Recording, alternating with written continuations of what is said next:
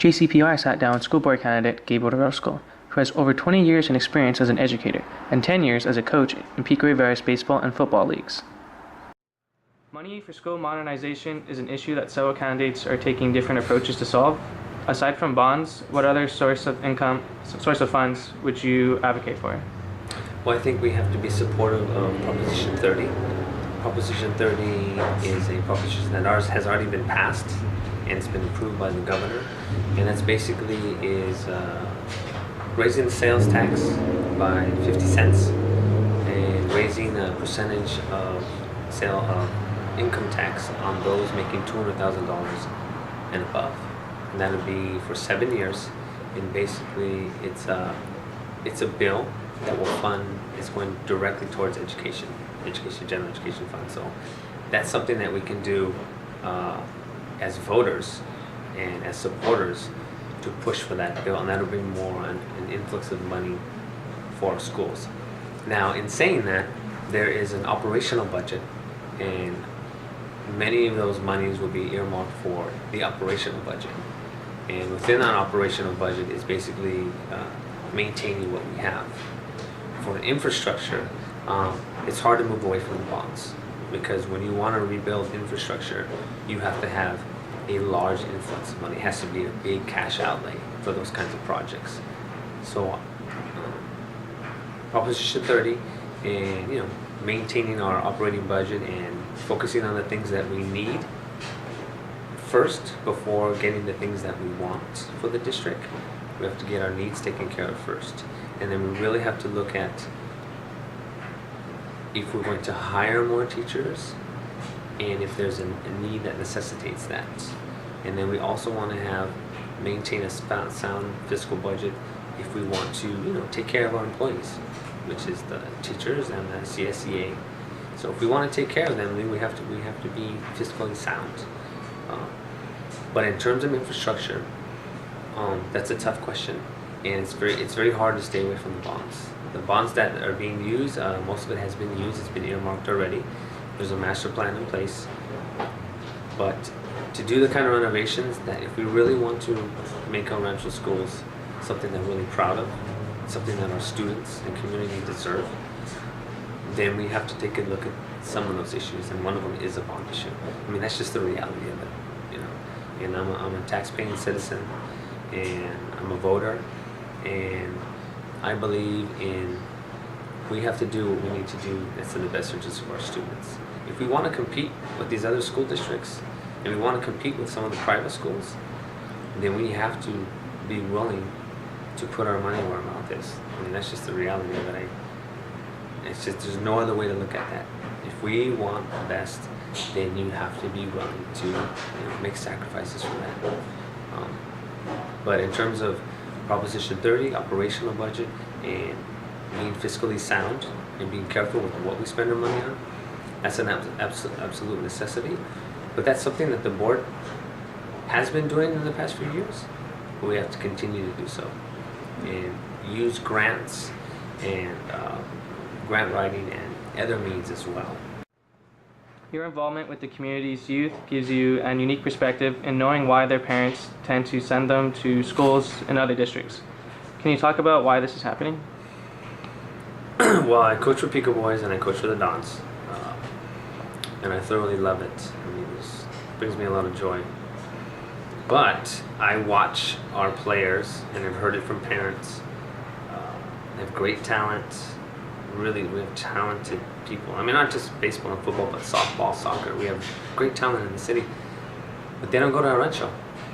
And the reason why is because they think, or they feel, or they hear that the Ranchos, they're going to get an inferior education at Rancho, which is not the case. Rancho has the A through G program, and we have Abbott. The A through G, that's gold. That is a gold. That is a diamond program. That's a diamond in the rough. And that program, which is a pathway to the UC CSUs, is a great program. The problem is, and I've been walking the city for a long time, for the past month, I've been talking to people, and maybe 1% of the people that I talk to know what I'm talking about. When I say A through G, They have no clue. Because I always talk about it. Because it's one of the things I talk about. We need to keep our talent in Pico. And I ask the question, are you familiar with the A through G program? No. Only the people that I've run into that are teachers or that are involved in education have heard of it. Don't really know what it is. And what we need to do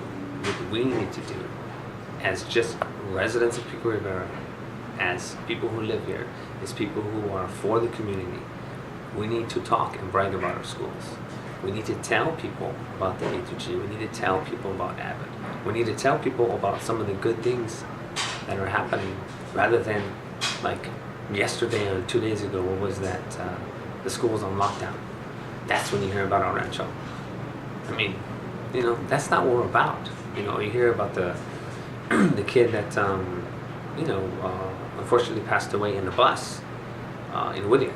I mean, yeah, there are some tragedies that happen, but there's some really great stuff. What about the kids who graduate with A through G and have gone on to UCLA, UC Santa Barbara, Cal State LA, Cal State, whatever?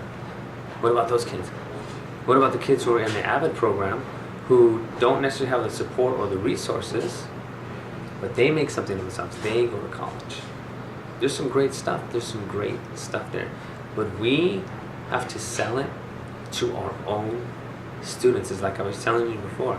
We can't sit back and expect people just to come to our high school. We have to go out there and we have to sell it to our own students. I coach for the Dons, so I've been talking to the El Rancho coach. Now they know that I'm a candidate. They know that I'm running for school board. And they know how much I love sports. I'm into our culture, I'm into our history, and I'm into sports. And I talked to Coach High and I talked to his staff, and I said, you really got to reach out to the kids. You got to come back and reach out to them. And they did. They went to one of the teams, and then and my son was a ball boy too. They got to hang out with the high schoolers during the football game. They got to go in the locker room, hear all that stuff, and then they got to run out on the field. My son's 9 years old. You know what an impression that had on him to be in that? And he ran out on the field. He was the last guy. And I recorded it. I posted it on Facebook. And he ran on the field and he's like, Dad, I want to play football for Orosco. I said, go for it. Go for it. To me, sports is just a hobby. It's just a means to get him somewhere. I mean, my children are going for academics. That's why they're going to be in school is for academics first. But anything to keep them there. So we have to actively go. That means that the staff at El Rancho has to actively go out to the schools. And I've seen them. I've seen the counselors at the back to school nights. I've seen them at different school functions. And that's a start. But it has to be bombarded. And one of my visions is that people hear about El Rancho and they want to come to our school. Like even from surrounding areas, they want to send their kids to our schools because of what we offer. That's the place that I want to be. And we can do it, but like I said, it has to be me. I mean, I'll start it off, I'll lead the charge and let people know, hey, we got some good stuff coming here. But it has to be all of us. It has to be the teachers, it has to be administration, it has to be classified. We all have to walk in unison and we have to believe in our own schools. And that's just the start. And hopefully we'll get there. During the forum, you talked about existing advanced programs that students aren't aware of, thus missing opportunities to acquire new skills. How would you propose that the schools advertise these programs to both enrolled and future students? Well, like I did state before, I think we have to start when they're young. We have to start putting pamphlets in their hand as soon as they hit kindergarten, as soon as they hit preschool. They should already be getting high school paraphernalia. They should already be getting college paraphernalia. We should already be doing workshops. They just had a workshop at North Park last Thursday, or Thursday before, about college and what students have to do to be prepared for college. That's a good step. That's a very good step. We can take it a step further. What I do think is when you do the workshops, they have to be quick and they have to be to the point. If they're long and drawn out, parents don't want to go, and we do have to feed parents. These things cost money. That's the only thing.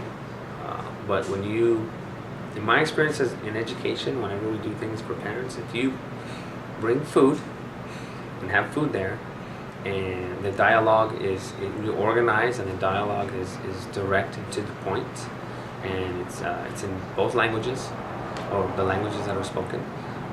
You can have a strong impact on that, but you have to start when we're little, when the kids are little, and you gotta just follow them, and you gotta just keep hitting them at all levels, and we have to have buy-in from the staff and from the teachers, and the teachers have to be, our own teachers have to be well educated on A through G and Abbott. If we were to do a survey on the number of elementary school teachers that know what's going on in the high school, I bet you they wouldn't know. I started teaching in elementary and I don't even know. I bet you ask the middle school teachers, do they know what's going on at the high school? I bet you some of them will know and some of them will not know. And partially, I'm not going to blame them and say, it's their fault. It's that everybody's plate is full. They have curriculum and all that, so we have to be intrusive. Administration for the school and Rancho has to be intrusive, meaning we have to get in there. You have to give us that time, and that's where it starts. I am a Rio Hondo College alumni. I went there back in the 90s, but Rio Hondo is a place that I'm very supportive of because it gave me a chance when I didn't do so well in high school and I made some bad choices when I was a youngster. Rio Hondo was my saving grace, and Rio Hondo gave me my life back and gave me my goals back and my dreams back, and I was able to capitalize on those dreams and make them come true. From Rio Hondo, I transferred to USC and fulfilled the dream of mine as a kid. What I want you to do is to help me continue with my other dreams, my other visions in life, and obtain those. And the dreams and visions I have are for the school district, El Rancho Unified, El Rancho High School, and all the schools, Brook, North Park, Rivera, Durfee, McGee, Bernie, South Ranchito, North Ranchito, all the schools. This is an opportunity for you as young people to get involved in the process, and knowing that you can vote in the presidential elections, you can vote for the major races, but the races that have the biggest impact on your life are the local elections. Not only do you have our school board and city council, if you live in the city of Pico Rivera, you also have Rio Hondo College School Board of Trustees. Those people and the people that you're voting for on this election on November 3rd are going to have a direct impact on what you do, more so than a presidential election. The impact it's going to have is going to directly affect you. A decision that is made by the Rio Hondo College Board is going to directly affect you. A decision that we make on the school board of El Rancho is going to affect all the schools in the city of Pico Rivera. So it's imperative that you use your youth and energy and get out there and vote and make an informed decision. So, my name is Gabriel Orosco. Please, I would like your vote on November 3rd. Let's make a difference, and let's move forward. Thank you.